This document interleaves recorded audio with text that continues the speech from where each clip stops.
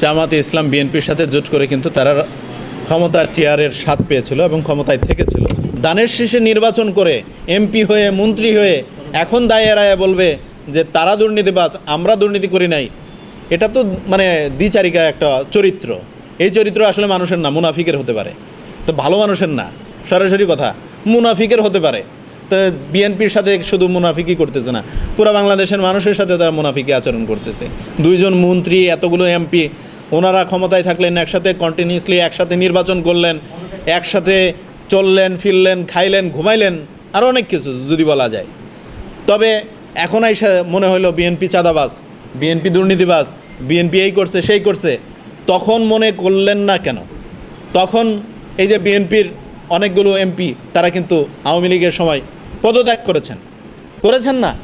মনে করেছেন এই সরকারটি ফ্যাসিস্ট, এদের সাথে একই সংসদে থাকা উচিত নয়। তখন তারা পদত্যাগ করেন নাই তো। কারণ ক্ষমতার স্বাদ দরকার, ক্ষমতার স্বাদের প্রয়োজন, পাওয়ারের প্রয়োজন, টাকার প্রয়োজন। সেই জন্য তারা ক্ষমতায় থেকেছেন। এখন ভালো লাগে নাই, সংসার করব না, স্বামী ছেড়ে দিলাম, এরকম চরিত্র। যতদিন ভালো লাগছে স্বামীর সাথে ছিলেন, এখন স্বামী ভালো লাগে না, স্বামী ছেড়ে দিলাম। তবে স্বামীর সাথে থেকে আপনি যে সন্তান পয়দা করেছেন, সেই সন্তান এখনও স্বীকার করার তো সুযোগ নাই। কারণ আপনার গর্ভ থেকেই হয়েছে, আপনার ওরসজাত সন্তান, তাকে আপনি ফেলে দিবেন কিভাবে? এখন বিভিন্ন সময় বিভিন্ন মাধ্যমে জামাতের নেতাকর্মীরা বলে থাকেন যে তারা কোনো দুর্নীতি করেন নাই, তারা একদম ফ্রেশ ছিলেন, তারা মন্ত্রী ছিলেন, এমপি ছিলেন, খুব ভালো মানুষ ছিলেন। তো প্রশ্ন থাকে যে আপনারা ভালোটা নেবেন, খারাপটা নেবেন না, আপনাদের উপর দায় বর্তায় না? আপনারা দায় নেবেন না কেন? দায় আপনাদের উপরে থাকে তো। তো একই জিনিস, এই যে তারেক মনোয়ার, সে আলেমদেরকে অপমানিত, অপদস্থ করলো, ঘাড় ধরে মসজিদ থেকে বের করে দেবে, এই ধরনের কথা বলার পরে আইনশৃঙ্খলা বাহিনীরও উচিত ছিল তাকে গ্রেপ্তার করা, এবং জামাতেরও দায়িত্ব মানে নেওয়া উচিত ছিল।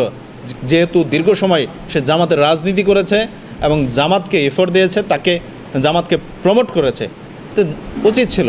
কিন্তু এখন যদি জামাত বলে দায় নেব না, এটা হবে না। দায় নিতে হবে আপনাদেরকে। যখন অপকর্মে লিপ্ত থাকবে তখন দায় নেবেন না, আর যখন আপনাদের প্রশংসা করবে তখন দায় নেবেন। এই ধরনের চরিত্র পাল্টাতে হবে। জনগণের সাথে দ্বিমুখী আচরণ বন্ধ করতে হবে। রাজনীতি করতে এসেছেন, জনগণের সাথে তামাশা নাই। তারেক মনোয়ার যেভাবে কওমি আলেমদেরকে অপমান অপদস্থ করেছে, জামাতের ক্ষমা চাওয়া উচিত। জামাত কওমি আলেমদের পা ধরে ক্ষমা চাওয়া উচিত। কিভাবে একজন মানুষ আলেমদেরকে মসজিদ থেকে বের করে দিতে চায়? একজন সাধারণ মানুষকে তো কেউ একজন মানে মসজিদ থেকে বের করে দিতে পারে না, এই ধরনের কথা উচ্চারণ করতে পারে না। সেটা হলো প্রত্যেকটা মুসলমানের জন্য ইবাদতখানা। সে সেখানে নামাজ পড়বে, তার সৃষ্টিকর্তাকে সে ডাকবে, সেই জায়গা থেকে বের করে দিতে হবে। কত বড় লেভেলের অপরাধ মানে করে থাকলে এই ধরনের কথা বলতে পারে। বিএনপির সময় তারা মন্ত্রী ছিলেন 2 জন এবং বেশ কয়েকজন এমপিও ছিলেন। তো এখন বলতেছেন বিএনপি দুর্নীতিবাজ। তো সেই ক্ষেত্রে আমার মনে হয় ওনারা বিএনপিকে সরাসরি বলতেছেন না, যে দুর্নীতি আমরাও করছি কিন্তু বলতে পারতেছি না, এরকম একটা কিছু ওনারা বোঝানোর চেষ্টা করতেছে। তো আমরা তো কখনো ক্ষমতায় আসি নাই, তবে আমরা ক্ষমতায় গেলে অন্তত বিগত দিনের ইতিহাস যেটা ছিল দুর্নীতি, সেই ইতিহাসের পরিবর্তন আমরা ঘটাবো।